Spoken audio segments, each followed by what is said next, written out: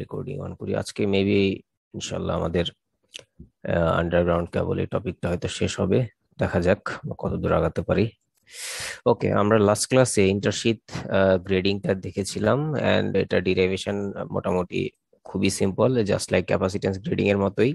শুধুমাত্র আমরা বলছিলাম যে ক্যাপাসিটেন্স গ্রেডিং এ আমাদের এক জায়গায় শুধু চেঞ্জ, সেটা হচ্ছে বিভিন্ন লেয়ারের এপসাইলন, যেটা পারমিটিভিটি, যেটা সেটা হচ্ছে চেঞ্জ হইতো, কোথাও এপসাইলন এ, কোথাও এপসাইলন বি, কোথাও এপসাইলন সি। বাট এখানে যেহেতু আমরা আসলে ওই ইনসুলেটিং ম্যাটেরিয়ালে বা ডাইইলেকট্রিক ম্যাটেরিয়াল আসলে হাত দিচ্ছি না, একই ধরনের ডাইইলেকট্রিক ম্যাটেরিয়াল আমরা ইউজ করতেছি, তার মানে এখানে আসলে আমাদের সব জায়গায় আসলে এপসাইলন, মানে সব লেয়ারে আসলে এপসাইলন হবে আর কি, এবিসি বলে আসলে ডিভাইড করার কিছু নেই, আর বাকি সব আসলে সেমই।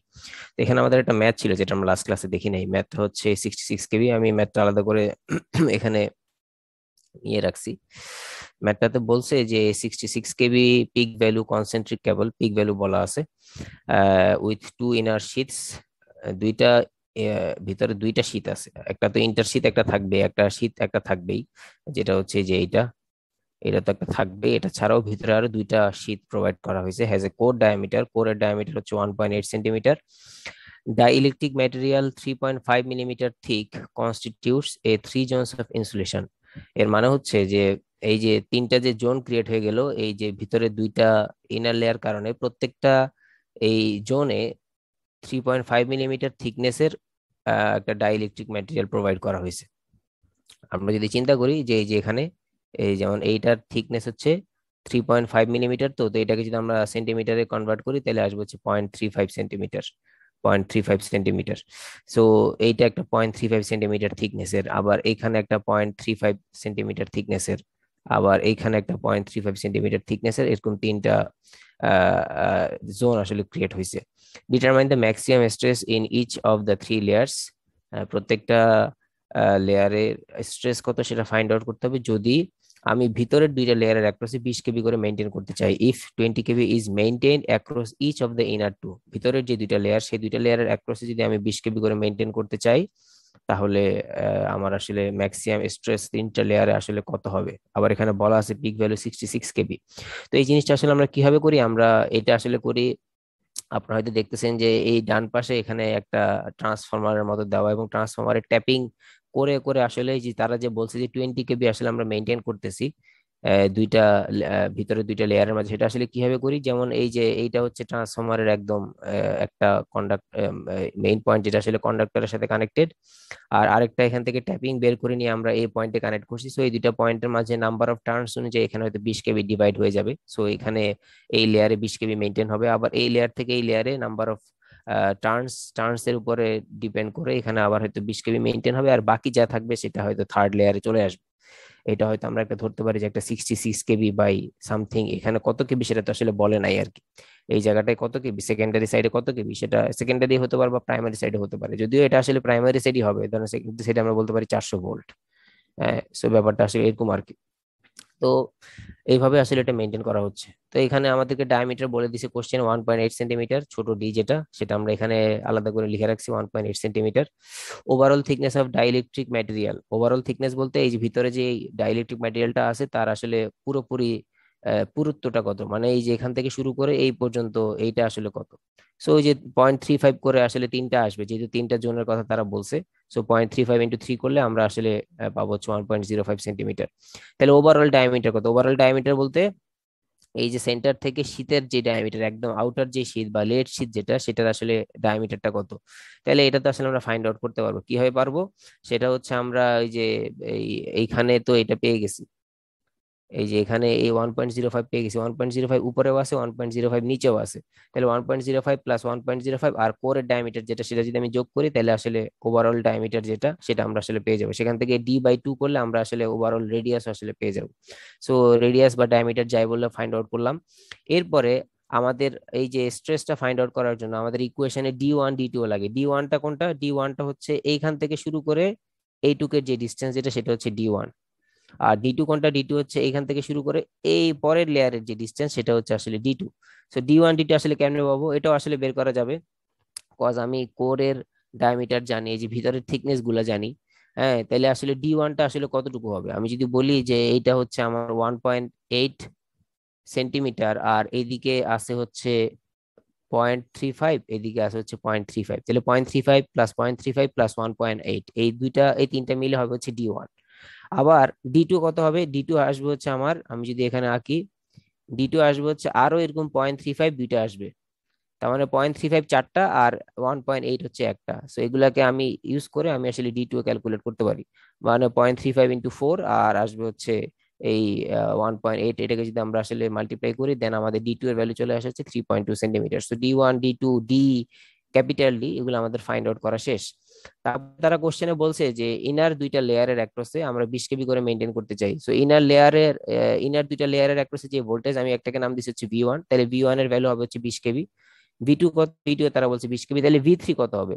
V3 হবে হচ্ছে বাকি যে ভোল্টেজটা আসলে থাকতেছে, তো 66 কেবি ছিল হচ্ছে বাকি ভোল্টেজ, মানে টোটাল ভোল্টেজ ছিল 66 কেবি, তার মধ্যে V1 নিয়ে নিছি 20 কেবি, V2 নিয়ে নিছি 20 কেবি, তাহলে বাকি থাকতেছে হচ্ছে 26 কেবি।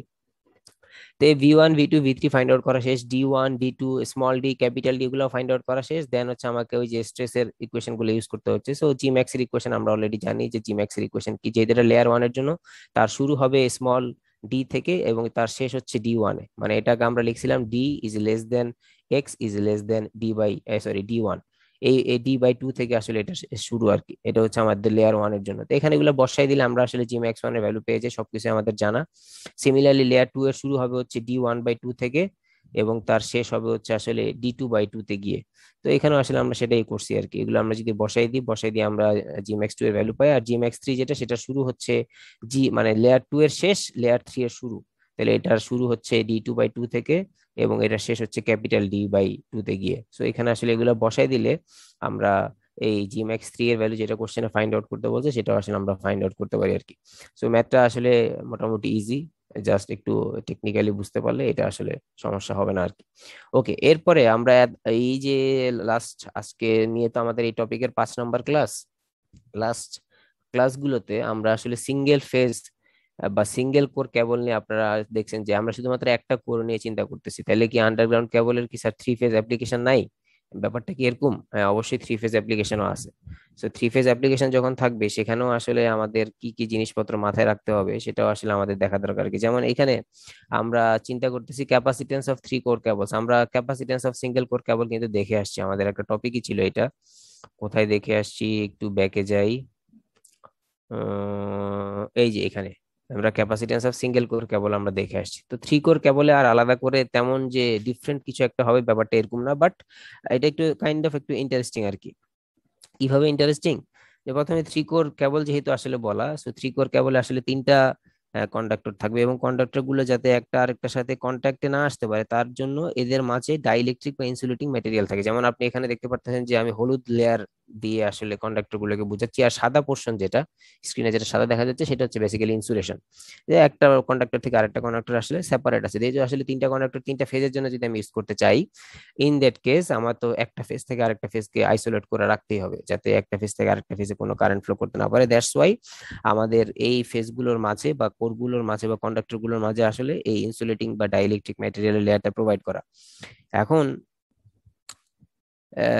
মেটালিক শীটের প্রপার্টি কন্ডাক্টরের মতোই, মানে বাইরের যে লেড শীট যেটা আছে এটাও তো আসলে কন্ডাক্টর, এটা তো মেটাল, এটা তো আসলে মেটালের মতোই আর কি। তাহলে এই মেটালিক শীটটাও তো আসলে কারেন্ট ক্যারি করার ক্যাপাবিলিটি রাখে, মানে যদিও কারেন্ট ক্যারি করতেছে না বাট তার তো আসলে কারেন্ট ক্যারি করার একটা ক্যাপাসিটি আছে, বা এটা যেহেতু একটা কন্ডাক্টর তাহলে এটা তো আসলে আমি যদি এটাকে ইউজ করতে চাই ইন দ্যাট কেস এটা ইউজ হতে পারে। তো ব্যাপারটা আসলে সেটা কনসিডারেশন না, কনসিডারেশন হচ্ছে ক্যাপাসিটেন্সের বেসিক ডেফিনেশনটা কি। বেসিক ডেফিনেশন হচ্ছে আমরা ক্যাপাসিটেন্স যখন পড়ছিলাম আমরা বলছিলাম when two conductors or plates parallel plates are separated by some sort of dielectric. So এই যে আমার কন্ডাক্টর, এটা আমার একটা প্যারালাল একটা প্লেট, এই মেটালিক শীটটাও একটা প্লেট। সো এই প্লেট আর এই প্লেট এটা সেপারেটেড হচ্ছে ডাইইলেকট্রিক দ্বারা, তার মানে এখানে একটা ক্যাপাসিটেন্স ডেভেলপ করবে স্বাভাবিকভাবেই। সিমিলারলি এইখানে একটা ক্যাপাসিটেন্স ডেভেলপ করবে, এইখানেও একটা ক্যাপাসিটেন্স ডেভেলপ করবে। এইগুলো হচ্ছে কন্ডাক্টর থেকে মেটালিক শীটের মাঝে। আবার এটাও একটা কন্ডাক্টর, এইটাও একটা কন্ডাক্টর, এরা সেপারেটেড আছে হচ্ছে ডাইইলেকট্রিক দ্বারা। আমি যদি এখানে অন্য একটা কালার নেই, সাপোজ রেড কালার নিলাম, তাহলে এই যে এইখানে আমার এই কন্ডাক্টর আর এই কন্ডাক্টরের একটা ডাইইলেকট্রিক দ্বারা সেপারেট, তাহলে এখানে ক্যাপাসিটেন্স গ্রো হবে অ্যাকর্ডিং টু ক্যাপাসিটেন্সের যে ডেফিনেশন, এখান থেকে এখানে ক্যাপাসিটেন্স গ্রো হবে। সিমিলারলি এইখান থেকে এখানে আসলে ক্যাপাসিটেন্স গ্রো হচ্ছে। তো এখানে ক্যাপাসিটেন্স গুলোকে আমরা ডিভাইড করতে পারি দুইটা ক্যাটাগরিতে। একটা হচ্ছে সিসি বলতেছি আমরা, সিসি। সিসি মানে হচ্ছে capacitance between conductor to conductor. আর আরেকটাকে আমরা বলতে যাচ্ছি সিই। সিইটা কি? Capacitance between conductor to lead sheet বা আর্থ। আর্থ বলতে কি? আর্থ বলতে এই যে এটা তো আসলে মাটিতেই আমাদের আসলে সংস্পর্শে আসে। আমরা তো কেবলটাকে যে রাখছি, কেবলের তো শুরু হচ্ছে প্রথমে কোর, তারপর হচ্ছে ইনসুলেশন, তারপরে মেটালিক শীট, তারপরে বেডিং, সার্ভিং, আর্মোরিং যা যা আছে। তো ওগুলো আসলে আমরা কনসিডার করি না, আমরা লেড শীট পর্যন্ত বা মেটালিক শীট পর্যন্ত আমরা আসলে কনসিডার করি। তো এটা তো আসলে মাটিতে আমাদের একদম মাটির সাথে এটা ডিরেক্ট কানেকশন। এটাকে আসলে আমরা আর্থ বলতে পারি আর কি। তো আর্থ থেকে কন্ডাক্টরের সাথে যে ক্যাপাসিটেন্স গ্রো করতেছে সেটাকে আমরা বলতেছি আসলে সিই। এখন আমাদের এই মেটালিক শীটটা যেহেতু আর্থ, তাহলে এটা পুরাটাই তো আসলে আর্থ, এটা পুরোটাই তো আসলে কমন পয়েন্ট। বাইরের যে লেয়ারটা এটা পুরোটাই তো আসলে আর্থ। তো এখন আপনার এই ক্যাপাসিট্যান্স এখানে ফর্ম হোক, এখানে ফর্ম হোক, যেখানেই ফর্ম হোক না কেন, এটা তো আসলে আর্থের সাথে ফর্ম হয়েছে, মানে সিই যেটা, সিইটা আসলে আর্থের সাথে ফর্ম হয়েছে। তো এখন এই যে সিইটা আর্থের সাথে ফর্ম হয়েছে, এটাকে আমরা কি একসাথে আনতে পারি কিনা, মানে আর্থটা যেহেতু আমাদের একটা কমন পয়েন্ট থাকতেছে, সেটাকে আমরা একসাথে আনতে পারি কিনা, সেটাকে আমরা কিভাবে একসাথে আনছি দেখেন। এই ছবিতে আমরা এটাকে বলতেছি হচ্ছে earth, which is our metallic sheet.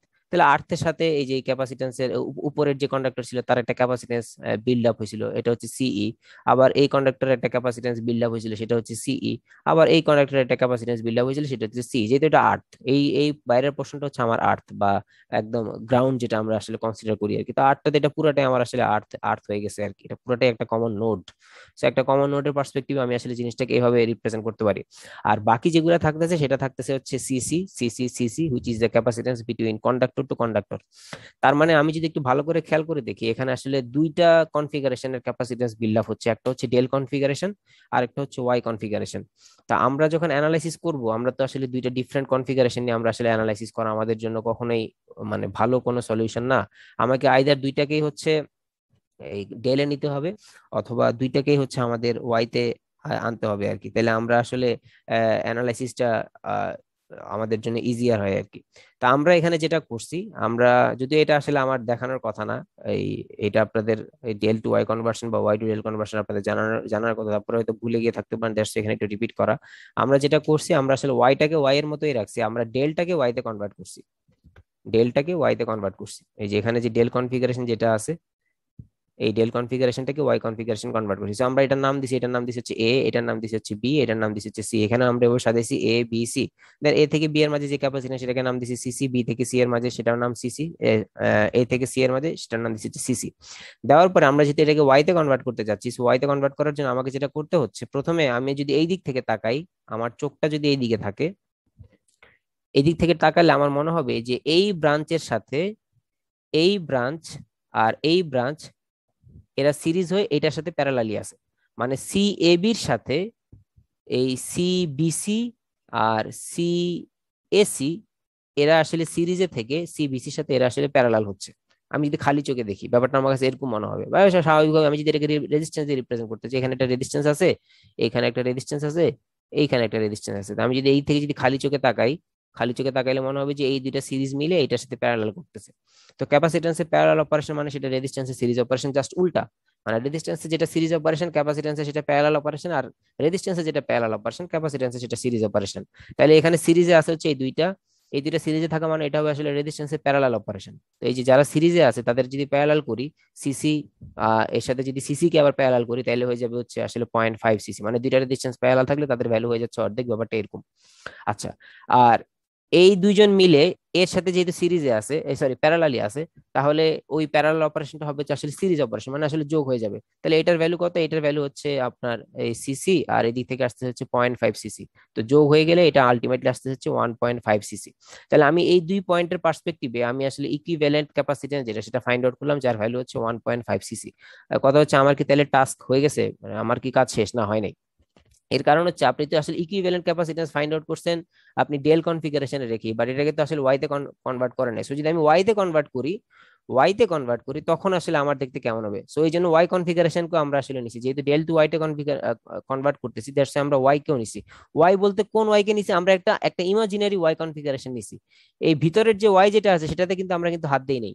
এই সিই যেটা এই সিই তে কিন্তু আমরা হাত দিইনি, আমরা একটা ইমাজিনারি বা একটা একটা কি বলবো, একটা ইকুইভ্যালেন্ট একটা ওয়াই কনফিগারেশন নিছি, যেটার পার্সপেক্টিভে আমরা ওই ডেলকে এই ওয়াই তে কনভার্ট করতে যাচ্ছি।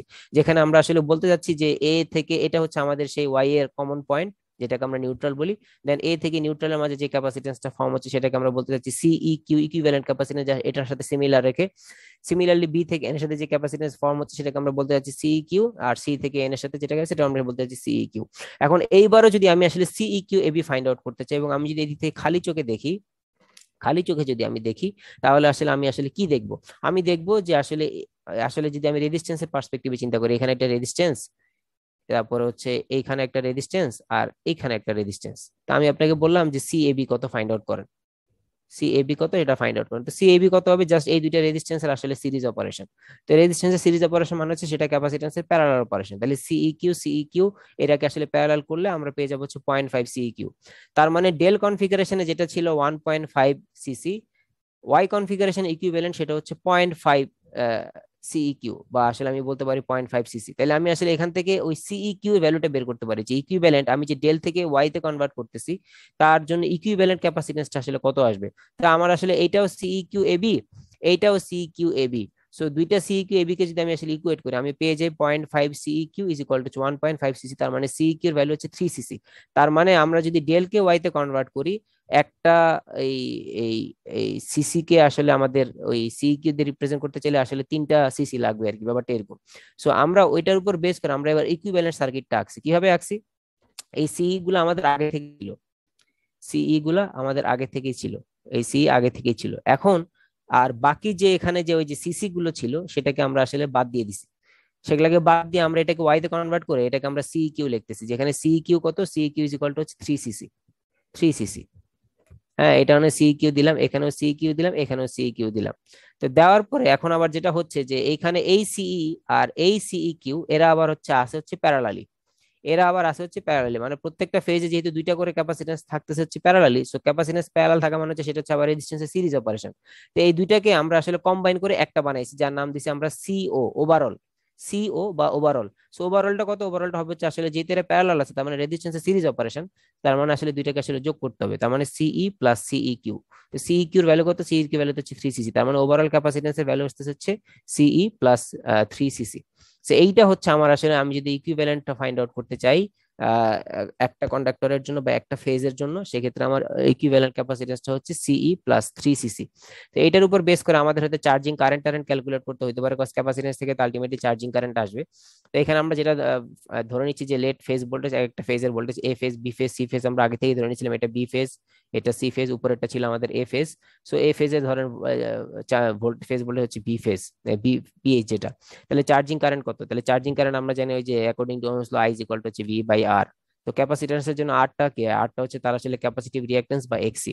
তো এক্সিটা যেটা, এখানে এক্সিটা হচ্ছে বেসিক্যালি এক্স সি নট, মানে ওভারঅল যেই রিঅ্যাক্টিভ ক্যাপাসিট্যান্স যেটা, কজ এখানে সিটা তো আর সি নাই, সিটা হয়ে গেছে আসলে সি নট। তার মানে এখানে আসবে হচ্ছে এক্স সি নট। তো এক্স সি নটটা কত? আমরা জানি এক্স ইজ ইকুয়াল টু হচ্ছে 1/ওমেগা সি বা 1/2 পাই এফ সি। তাহলে এখানে এক্স সি নট আসবে হচ্ছে 1/ওমেগা সি নট। তাহলে এটা আসলে ওমেগা সি নটটা পোল্টি খেয়ে উপরে চলে যাবে, তাহলে আমার ওভারঅল আসবে হচ্ছে omega C naught B phase, omega C naught B phase. তাহলে সি নটের ভ্যালুটা পরবর্তীতে আমরা আসলে বসাই দিছি, যে C naught is equal to আমার আসলে সিই প্লাস 3 সিসি, আর বাকি যেটা বি ফেজ ওমেগা এটার মধ্যেই রাখলাম। তাহলে এখান থেকে আমরা আসলে এই চার্জিং কারেন্ট বের করতে পারি। যদি আমার একটা ফেজ নিয়ে যদি আমার আসলে চিন্তা করতে বলে, কোশ্চেনে যদি আমার আসলে বলে যে আসলে লাইন টু লাইন ভোল্টেজ আসলে দেওয়া আছে, তাহলে আমার তো সেক্ষেত্রে আসলে আমি কেমনে করবো? লাইন টু লাইন ভোল্টেজকে আমার তখন এই যে ফেজ ভোল্টেজে কনভার্ট করতে হবে। তাহলে ফেজ ভোল্টেজে কেমনে কনভার্ট করবো? আমরা জানি যে ভিপি ইজ ইকুয়াল টু হচ্ছে যে ভিএল ইজ ইকুয়াল টু হচ্ছে √3 ভিপি, তাহলে ভিপি ইজ ইকুয়াল টু হচ্ছে ভিএল/√3। যেহেতু ওয়াই কনফিগারেশন আসলে এক একটা ফেজ নিয়ে আমরা আসলে ডিল করি, তো আমাদের লাইন টু লাইন ভোল্টেজ দেওয়া থাকলে আমরা এটাকে ফেজ ভোল্টেজে কনভার্ট করে নিব, আর বাকি যা আছে সেটা আসলে সেম আর কি। বাকি এই যে ওমেগা সি নট এখানেও ছিল, এখানে ওমেগা সি নট আছে। তো সি নটের value C nought plus CE plus 3 CC যদি আমরা বসাই দিই, তাহলে আমাদের আসলে কাজ শেষ আর কি। তো আমাদের থ্রি ফেজ লাইনের যদি থাকে বা লাইন টু লাইন ভোল্টেজ যদি বলা থাকে, সেক্ষেত্রে আমরা আসলে এই কনভেনশন ইউজ করে আমরা আসলে ফাইন্ড আউট করতে পারি। এই ছিল আমাদের থ্রি ফেজ লাইনের ক্যাপাসিট্যান্স ক্যালকুলেশন। এখন আমাদের লাস্ট একটা টপিক, সেটা হচ্ছে ডাইইলেকট্রিক লস অফ আন্ডারগ্রাউন্ড কেবল। এই জিনিসটা আসলে কি? এখন এটার সাথে আসলে কিছু জিনিস প্রথমে রিলেটেড, সেটা হচ্ছে হিটিং অফ কেবল। আমি দেখি আপনাদের এই স্লাইডে নিচের দিকে কোথায় কোথায় কোথায়, এটা অবশ্য এখানে ভালো মতো দেওয়া নাই। দেওয়া নেই বলতে এখানে এই জন্য এটা আলাদা করে দেওয়া আর কি, ক্যাপাসিটেন্সটা ঠিক আছে। এরপরে এখানে হিটিং, হিটিং এর একটা ব্যাপার এখানে আছে। তো এই কেবলের টেম্পারেচার যখন রাইজ করবে, কেন টেম্পারেচার রাইজ করবে, স্বাভাবিকভাবে এই রেজিস্ট্যান্স থাকবে, কেবলে আই স্কোয়ার আর লস হবে, টেম্পারেচার রাইজ করবে। সো টেম্পারেচার যখন রাইজ করবে, যদি অ্যামাউন্ট অফ হিট জেনারেশন, যে পরিমাণ হিট প্রডিউস হবে, আর অ্যামাউন্ট অফ হিট ডিসিপেশন, যে পরিমাণ হিট আসলে এখান থেকে নির্গত হয়ে যাবে, এটা যদি ইকুয়াল না হয় তাহলে আসলে সমস্যা আছে। যদি হিট ডিসিপেশনের চেয়ে মানে জেনারেশনটা যদি ডিসিপেশনের চেয়ে বেশি হয়, তাহলে কেবল তো আসলে মানে হিটটা তো আসলে বাড়বে, সমানুপাতিক হারে বাড়বে। ধরেন আমরা যদি বলি যে 100 ডিগ্রি সেলসিয়াস হিট প্রডিউস হইলো, বাট কুলিং হইলো অনলি 50 ডিগ্রি সেলসিয়াস, তার মানে 50 ডিগ্রি সেলসিয়াস এর মধ্যে আরো হিট স্টোর হয়ে আছে।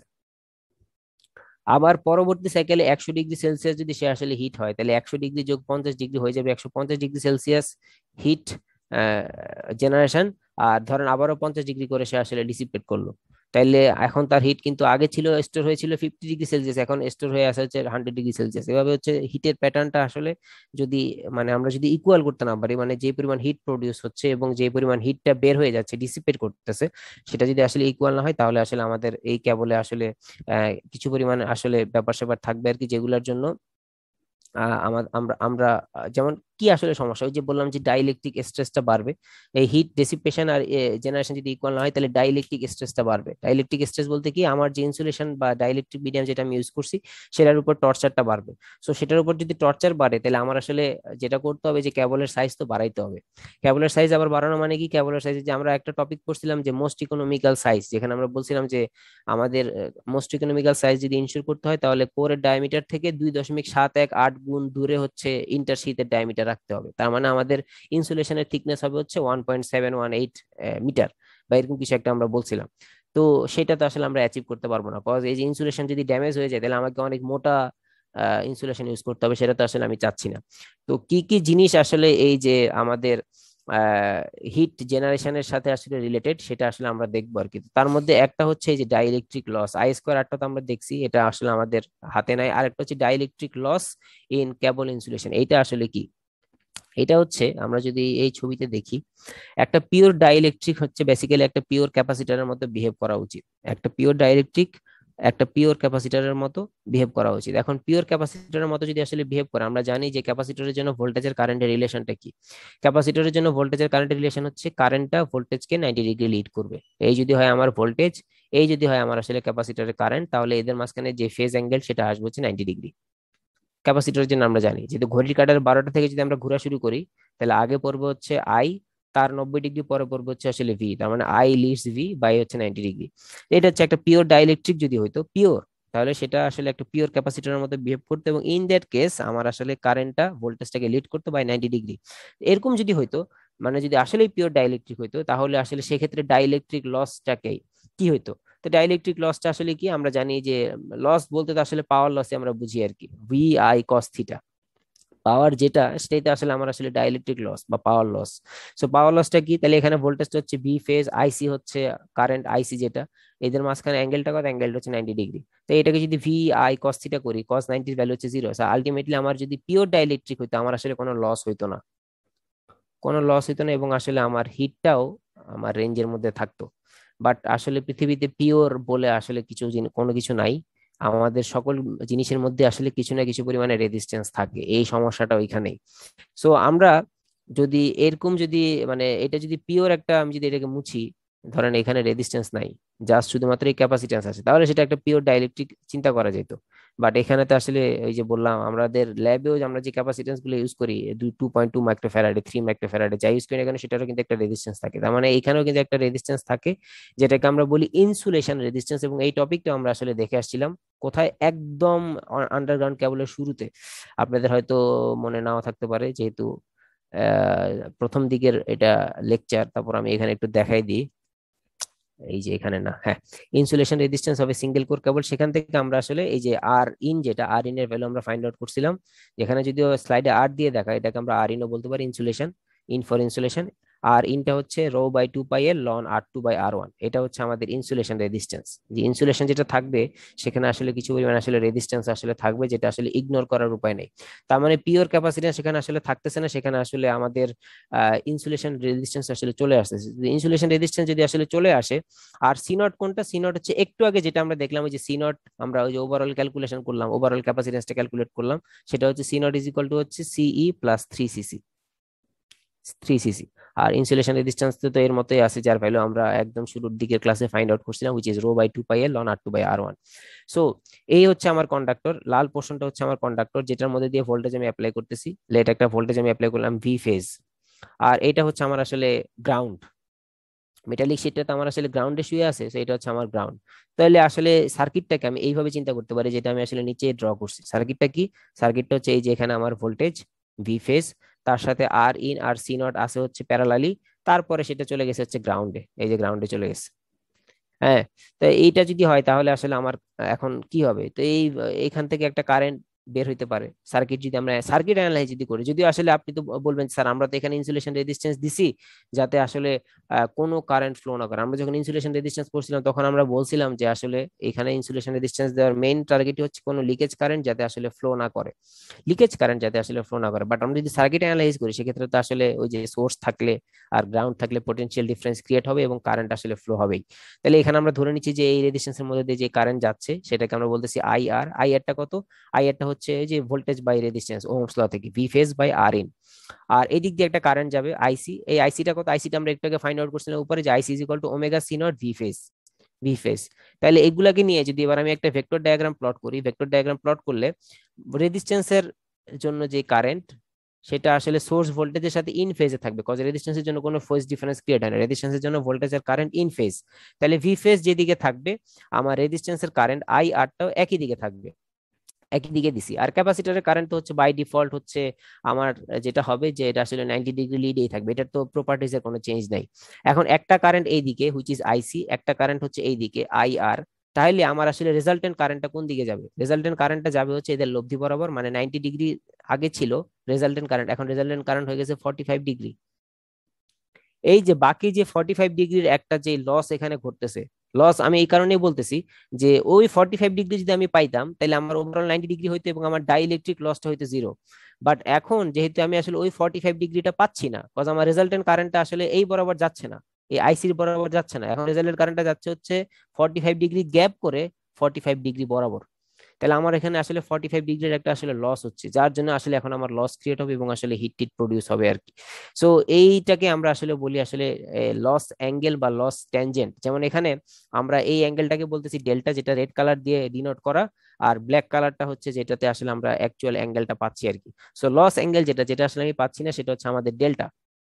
আর এখানে যে অ্যাঙ্গেলটা আমরা পাচ্ছি সেটা হচ্ছে আসলে ফাই। তো ফাইটাকে আমরা যদি তার কস ফাংশনটা নিই, নিচ্ছে হচ্ছে আমাদের ওই যে ডাইইলেকট্রিক লস যে ভিআই কস থিটা ক্যালকুলেট করার জন্য হয়তো লাগবে, দ্যাটস আমরা আসলে কস ফাইটা ফাইন্ড আউট করতে যাচ্ছি। সো কস ফাই এর ভ্যালু কত কি হবে? আমরা জানি যে কস থিটা ইজ ইকুয়াল হচ্ছে ভূমি বাই অতিভুজ। সো এখানে মানে এইটার পার্সপেক্টিভে যদি আমি চিন্তা করি, এখানে ভূমি হচ্ছে আমার কত? ভূমি হচ্ছে আমার হচ্ছে আসলে আই আর, আর অতিভুজ হচ্ছে আই। এই পার্সপেক্টিভে যদি চিন্তা করি, আর এখানে লম্ব কত? লম্ব হচ্ছে আইসি, যদি এইটুকু চিন্তা করি। আচ্ছা, আর আরেকটা জিনিস চিন্তা করার সেটা হচ্ছে লস ট্যানজেন্ট। লস ট্যানজেন্টটা কোনটা, যেটা আসলে আমরা পাইলাম না এখানে আসলে, তার যদি আমরা ট্যান ভ্যালু নিয়ে ফাইন্ড আউট করতে চাই তাহলে আমাদের এখানে আসবে হচ্ছে লম্ব বাই ভূমি। তাহলে এইখানে আসলে এইটা হয়ে যাবে আসলে যেটা ভূমি ছিল কজের ক্ষেত্রে, ট্যানের ক্ষেত্রে সেটা হয়ে যাবে আসলে ভূমি, সরি ট্যানের ক্ষেত্রে সেটা হয়ে যাবে আসলে লম্ব। যেমন আমরা যদি ট্যান চিন্তা করি, এই অ্যাঙ্গেলটা হচ্ছে আমাদের 90 ডিগ্রি, তাহলে আমরা জানি যে 90 ডিগ্রি অ্যাঙ্গেল ক্রিয়েট হয় আসলে লম্ব আর ভূমির মধ্যে, যেমন এখানে 90 ডিগ্রি ক্রিয়েট হয়েছে আসলে লম্ব আর হচ্ছে ভূমির মধ্যে। তো এখানেও 90 ডিগ্রি ক্রিয়েট হবে আসলে লম্ব আর ভূমির মধ্যে। এইটা যদি আসলে আমার ভূমি হয়, এটা হয়ে যাচ্ছে আসলে আমার লম্ব। তাহলে এখানে লম্বটা কত? লম্বটা হচ্ছে আসলে আই আর, যেহেতু এই ভেক্টর আর এই ভেক্টরের আসলে প্যারালালি আছে, তো এটাকে আমি আসলে আই আর বলতে পারি। উপরের যে লাইনটা সেটাকে আমরা আসলে আই আর বলতে পারি, আর এটা হচ্ছে আমার আসলে আইসি, আইসি। তাহলে আমাদের লস ট্যানজেন্ট আসতে আসছে tan delta is equal two লম্ব বাই ভূমি মানে আই আর বাই আইসি, এখান থেকে আমরা আই আর পাই হচ্ছে I R is equal to হচ্ছে আইসি ট্যান ডেল্টা। তাহলে ডাইলেকট্রিক পাওয়ার লসটা এবার কত? ডাইলেকট্রিক পাওয়ার লস হচ্ছে আমরা একটু আগে দেখছিলাম V phase I cos theta, তো ভি ফেজ তো ভি ফেজের মতোই আছে, আর আই কস থিটা যেটা এটার ভ্যালু আমরা একটু আগে ফাইন্ড আউট করছি যে I cos theta is equal two কোথায় কোথায়, এই যে I cos theta is equal to হচ্ছে আই আর। তাহলে এখানে এই আই কস থিটার বদলে আমরা আই আর বসাতে পারি। আবার আই আর এর ভ্যালু কত? আই আর এর ভ্যালু আমরা এই যে এখানে ফাইন্ড আউট করছিলাম, এই যে এই কোশ্চেন এই ইকুইভ্যালেন্ট সার্কিটটা যখন আমরা ড্র করছি যে I R is equal to হচ্ছে V phase by R in. তাহলে এখানে যদি আমরা আসলে বসাই দিলে আমরা ফাইন্ড আউট করতে পারি যে V phase square by R in.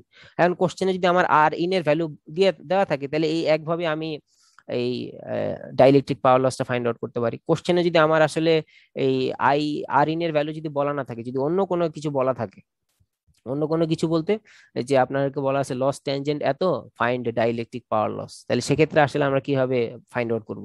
সেক্ষেত্রে আমরা জানি যে এই যে এখান থেকে আমরা পাইছি যে I cos phi is equal to হচ্ছে আই আর, আবার I R is equal to আমরা দেখছি যে I R is equal to হচ্ছে IC tan delta, IC tan delta. তাহলে এখানে আমরা হচ্ছে এই আই আর এর বদলে আইসি ট্যান ডেল্টা বসাই দিতে পারি। আবার আইসির ভ্যালু কত? আইসির ভ্যালু আমরা শুরুর দিকে একটু আগে ফাইন্ড আউট করছিলাম যে IC is equal to omega C not V phase, যেটা আমরা একটু আগে দেখছিলাম। তো আইসির ভ্যালু যদি আমরা এখানে বসাই দিই যে omega C not V phase, তাহলে আমরা আসলে আলটিমেটলি ওই ডাইরেক্টলি পাওয়ার যেটা সেটা আমরা পেয়ে যাই হচ্ছে V phase square into omega C naught tan delta.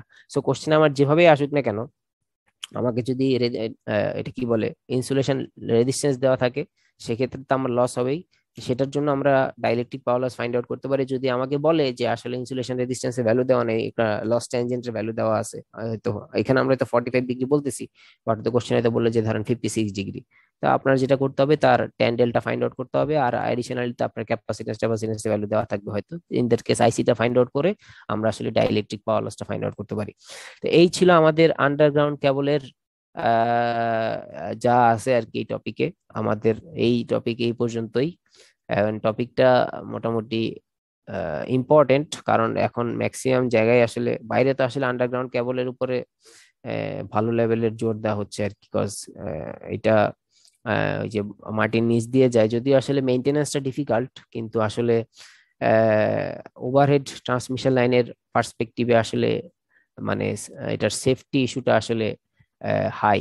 High বলতে এই যে তারটার ছিঁড়ে পড়া এন্ড সেখান থেকে আসলে অ্যাক্সিডেন্ট ঘটা, মানুষের লাইফ রিস্কে যাওয়া, এই জিনিসগুলো তো আসলে আন্ডারগ্রাউন্ড কেবলে ঘটে না। আমাদের দেশে যেটা হয় যে আমাদের দেশে তো আসলে আমরা এটা কি বলে ওই মানে আমাদের দেশে তো আসলে মামলা করার ওয়ে নেই। মানে ধরেন কোনো ইউটিলিটি কোম্পানির কারণে ধরেন আপনি ইলেকট্রিক শক খাইছেন রাস্তায়, বা তাদের লাইন টেন ছিঁড়ে পড়ে গেছে, আপনার তো আসলে এটা তো আপনার ন্যাশনাল রাইট যে আপনি আসলে কেন খাবেন, এটা তো তাদের মেনটেন করার দায়িত্ব তাদের। আমরা তো আসলে আমাদের দেশে তো আসলে এরকম নাই, বাইরের দেশে তো আসলে এগুলা স্ট্রিক্টলি মেনটেন করে আর কি, যে আসলে গ্রাহক কেন ক্ষতিগ্রস্ত হবে? ক্ষতিগ্রস্ত হলে কোম্পানি হবে, তাদের এত টাকা তাদের মুনাফা, ব্যবসা করতেছে তারা, গ্রাহকের কাছ থেকে বিল নিচ্ছে আর মেনটেন করতে পারতেছে না, মানুষের রিস্কে ফালাই দিচ্ছে, এটা তো আসলে এক্সপেক্টেড না আর কি। তো এই জন্য আসলে আন্ডারগ্রাউন্ড কেবলটা তো আসলে সেই রিস্কটা হাইলি মিনিমাইজ করে ফেলে, যেহেতু মাঠে নিচ দিয়ে যাচ্ছে, শক খাওয়ার আসলে কোনো চান্স নেই। যদিও মেনটেনেন্সটা টাফ, যে কোথায় ফল্ট হয়েছে সেটা ফাইন্ড আউট করা, বা আমার ডিমান্ড যদি বেড়ে যায়, আমরা এটা ফার্স্ট ক্লাসেও বলছিলাম যে নতুন করে লাইন দেওয়ার জন্য মাটি আবার খুঁড়তে হবে। তো ওদের তো আসলে ওদের তো মানে আমাদের মাটি খুঁড়া আর ওদের মাটি খুঁড়া তো আসলে এক না আর কি। ওরা যখন কাজ করে ওইভাবেই করে, ওদের প্ল্যানিং ওই লেভেলে থাকে, আমাদের প্ল্যানিং আর ওদের প্ল্যানিং তো আসলে এক না আর কি। তো এই ছিল আমাদের এই টপিক। আমরা ক্লাস এইখানেই শেষ করব, নেক্সট নিউ টপিক আমরা নেক্সট ক্লাস থেকে শুরু করব, হুইচ ইজ ডিস্ট্রিবিউটর। আমাদের কোর্সে আমরা আপনাদেরকে একদম শুরুর দিকে বলছিলাম যে এই কোর্সের 95% বা 90% আসলে আমরা থাকবে হচ্ছে আমাদের ট্রান্সমিশন লাইন। সো আপনারা চিন্তা করতে পারেন যে আমাদের 90%-এর মতো টপিক অলরেডি কভার্ড, অলরেডি আমরা কভার করে ফেলছি আর কি। সো এরপর আমরা যখন ডিস্ট্রিবিউটর, আমরা পরের টপিক যেটা সেটা হচ্ছে ডিস্ট্রিবিউটর যখন আমরা দেখবো, তখন আসলে আমরা ট্রান্সমিশন সাইডে নাই, আমরা এবার চলে আসছি কনজিউমার সাইডে, যেখানে আসলে আমরা সবাই আসলে কানেক্টেড, সেই সাইডেরও কিছু জিনিসপত্র আমরা দেখবো। দেন আমাদের আরো একটা টপিক আছে ফ্যাক্টস, যেটা আমি আপনাদেরকে ট্রান্সমিশন লাইন যখন পড়াইছিলাম তখন বলছিলাম যে ট্রান্সমিশন লাইনের পাওয়ার ক্যাপাসিটি ফ্যাক্টস ডিভাইস ইউজ করে বানানো যায়, সেটা আমরা দেখবো আর কি। তো আমাদের আর মোটামুটি 2টা টপিক বাকি, দেখা যাক আমরা কোন পর্যন্ত যাই আর কি। সো আপনাদের আজকের ক্লাস নিয়ে কারোর জন্য কোশ্চেন বা আপনাদের কুইজের রেজাল্ট আমি দিয়ে দিচ্ছি, কুইজ নিয়ে যদি কারো কোনো কোশ্চেন থাকে আপনারা করতে পারেন। স্যার আমাদের কুইজের কয়টা নেবেন? কুইজ তো আমাদের যেহেতু 3 ক্রেডিটের এটা কোর্স, তো 3 ক্রেডিটের কোর্স হিসেবে আমাদেরকে তো 3টা কুইজ অ্যান্ড একটা অ্যাসাইনমেন্ট আসলে দিতে হয়। সো 2টা কুইজ আপনারা অলরেডি দিছেন, মার্কস আপনাদের জানা। বাকি কুইজগুলোর মার্কস আসলে আমি আনলিশ করব না। কেন করব না? এর কারণ হচ্ছে আপনাদের ফাইনালি যেটা হয় যে অনেকের 1-2 মার্কস এর জন্য একটা গ্রেডের হয়তো চেঞ্জ চলে আসতে পারে। তো পাবলিশ হয়ে গেলে তো সেটা অলরেডি সবাই জানে, তখন তো আর অ্যাডজাস্ট করা যায় না। এই জন্য 2টা আপনাদেরকে দিয়ে দিলাম এই কারণেই। স্যার তাহলে 2টা কেন আসলে আনলিশ করলেন? এটা দিয়ে দিলাম এই কারণে যে যাদের খারাপ হয়েছে তারা অন্তত পক্ষে সিরিয়াস হয়ে বাকি 2টা যাতে আসলে সিরিয়াসলি দেন আর কি। খারাপ হয়েছে হয়েছে, ঠিক আছে, এখনো স্টিল 2টা আছে, যেহেতু আমরা বেস্ট 3 কাউন্ট করব। সো যাদের ভালো হয়েছে 2টা তাদের তো কোনো সমস্যা নাই। আর যাদের ভালো হয় নাই তারা আসলে এখন থেকে প্রিপারেশন নেন। যেমন কুইজ 3, যেটা কুইজ 3টা তো আমরা বলছিলাম আসলে প্রেজেন্টেশন নিব, বাট তার আগে হয়তো আমরা কুইজ 4টা নিয়ে নিব। বিকজ প্রেজেন্টেশন যেহেতু আপনাদের একটা প্রিপারেশনের ব্যাপার আছে, আপনাদের হয়তো অনেক জিনিসপত্র দেখতে হবে, বইটই হয়তো দেখতে হবে, পেপার টেপার দেখতে হবে। তো ওই সময়টা তো হয়তো এখন যদি আপনারা সেমিস্টারের মাঝপথে এই সময়টা দেন তাহলে আসলে সেমিস্টার পড়া পড়বেন কখন? তো এর জন্য কুইজ 4টা কুইজ 3-র আগে হয়তো নিয়ে নিবো আর কি, বাট কুইজ 3 ম্যান্ডাটরি। মানে কুইজ 4 আপনার হয়ে গেছে, যেহেতু মার্কস পাবলিশ করতেছি না, আপনার ভাবার কোনো কারণ নাই যে আমার পরীক্ষা ভালো হয়েছে আমি তাহলে কুইজ 3 দিব না। এটা আসলে হবে না। কুইজ 3-তে পার্টিসিপেট করা ম্যান্ডাটরি। হ্যাঁ। তো ওইটাতে আছে যেহেতু প্রেজেন্টেশন, ওইটাতে পার্টিসিপেশন হচ্ছে ম্যান্ডাটরি। এটা আমি বলে দিব যে আসলে কার কোনটা কিভাবে প্রেজেন্ট করতে হবে। আমাকে বি সেকশন থেকে বলছে যে স্যার গ্রুপিং হবে কিনা। এটা একটা ভালো আইডিয়া যে 5 জন 6 জন মিলে গ্রুপ করে দিলাম, তারা কোন একটা সার্টেন টপিক বা একটা পেপার, রিসার্চ পেপার তারা প্রেজেন্ট করলো, সেটাও হতে পারে। এক একজন এক একটা জিনিস প্রেজেন্ট করলো। প্রেজেন্টেশন তো আর লাইভ হচ্ছে না, আপনারা প্রেজেন্টেশনটা রেকর্ড করবেন এন্ড সেটা আসলে ক্লাসরুমে আমি ওইভাবে চ্যানেল ক্রিয়েট করে দিব, সেই চ্যানেলে হচ্ছে আপনারা আপলোড করবেন। তো এটা হতে পারে আর কি। এভাবে আমরা হয়তো কুইজ নিব, কুইজ আরো দুইটা দুইটা হবে আর কি। জি স্যার, প্রেজেন্টেশনের টপিকস স্যার গ্রুপে দিলে ভালো হয় আর কি।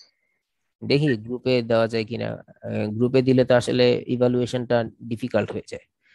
কারণ দেখা যায় যে যে একটা টপিক আপনি প্রেজেন্ট করছেন 10 মিনিট, আপনার গ্রুপ মেম্বার প্রেজেন্ট করছে 5 মিনিট। কিন্তু তাহলে আসলে এখানে দুইজনকে তো দুইভাবে আসলে চিন্তা করতে হয়। এই যে পেপারে তাহলে বোঝায় যে সবার কন্ট্রিবিউশন ইকুয়াল না, তো সবার কন্ট্রিবিউশন যদি ইকুয়াল না থাকে ইন দ্যাট কেস তো আসলে সবাই ইকুয়াল মার্কস ডিজার্ভ করে না। আমি একটা পেপার দিলাম আপনাদেরকে, ধরেন 5 পেজ 6 পেজের একটা পেপার পড়লেন আপনারা, পরে আপনারা কেউ ধরেন পেপারে ধরেন 5টা সেকশন, ইন্ট্রোডাকশন একটা সেকশন, তারপর মেথড একটা সেকশন, রেজাল্ট অ্যানালাইসিস একটা সেকশন, কনক্লুশন একটা সেকশন। ধরেন 4 জন মিলে পেপারটা প্রেজেন্ট করলেন। এখন কথা হচ্ছে যে যে যে কে কিভাবে প্রেজেন্ট করতেছে আর আসলে তার প্রেজেন্টেশনের ওইটা কি রকম ছিল সেটার উপরে তো আসলে এই জিনিসটা, যেহেতু এটা পুরোটাই হচ্ছে আসলে অফলাইন, আমি তো লাইভ প্রেজেন্টেশন নিচ্ছি না। তো অফলাইনে তো আপনি আসলে যা করবেন যে দেখে দেখেই করবেন, স্বাভাবিক, এটা অস্বীকার করার কিছু নেই। আপনার সামনে হয়তো স্ক্রিপ্ট থাকবে, সেটা দেখে দেখে আপনি বলতেছেন। তো এটা দিয়ে তো আসলে জাজ করা আমার মনে হয় না আসলে মানে ওইভাবে জাজ করা যাবে আর কি। তারপরে দেখি কি করা যায়, এটা আমরা জানাই দিব আর কি। আমি এখানে অ্যাটেন্ডেন্সের লিংক শেয়ার করে দিছি, অ্যাটেন্ডেন্স দিয়ে দেন সবাই। 20 জন অ্যাটেন্ডেন্স আসছে আর কি। ক্লাসরুমে দেখতেছি 26 জন। আপনাদের এই সেকশনের অ্যাটেন্ডেন্স এত কম কেন? কুইজে তো দেখি যে 40 জনের কাছাকাছি প্রেজেন্ট, কিন্তু ক্লাসে 8টার ক্লাস দেখে এই অবস্থা নাকি? আসতো। হ্যাঁ, হ্যাঁ। আর 8টার ক্লাস তো এর জন্য স্যার। 8টার ক্লাস, এই তো কয়দিন স্যার পরে আবার আপনারা। 2 দিন বন্ধ হওয়ার পরে সকাল 8টায় ক্লাস, তো এই জন্য স্যার। তো 2 দিন বন্ধ হওয়ার পরে আপনি চিন্তা করেন যে আমার তাহলে কি অবস্থা হওয়া উচিত। আহ, আপনারা তো ক্লাসরুমে জয়েন দিয়ে ঘুমাইতেও পারেন। সাপোজ মাইক মিউট করে আপনার মনে হচ্ছে যে স্যার তো লাস্টের দিকে অ্যাটেন্ডেন্স শিট দিবে, আমি তাহলে ঘুমাই। আমার তো ঘুমানোর ওয়ে নেই। 2 দিন বন্ধ থাকার পরে তো আমারও সকাল 8টা বাজে উঠতে ইচ্ছা করে না। তো আপনারা যদি মানে এখন থেকে যদি এরকম হয়ে যায় তাহলে কেমন হবে? কয়দিন পরে তো 4 টু পাস করে চাকরি বাকরি করবে। তো অফিসে যদি বলেন যে বস 2 দিন বন্ধ, আজকে আসতে পারবো না, তো চাকরি থাকবে না। আর দেশে তো এমনি চাকরির বাজারে মহামারী। এরপর শুনতেছি নাকি স্কুল কলেজে খুলে দিবে। শুনতেছি অনেকবারই তো এগুলো শুনছি আর কি আমরা। জি স্যার। তো এখন কে জানে, খুলে দিতেও পারে। অনেক কিছুই শুনতেছি, দেখা যাক খুলে কিনা। ওকে ঠিক আছে, অ্যাটেন্ডেন্স দেওয়া হয়ে গেলে আপনারা লিভ নিয়ে নিতে পারেন আর কি। আমরা নেক্সট ক্লাস আগামীকালকেই আছে, নেক্সট ক্লাস থেকে আমরা নিউ টপিক শুরু করবো, ডিস্ট্রিবিউটর, সেটাও আর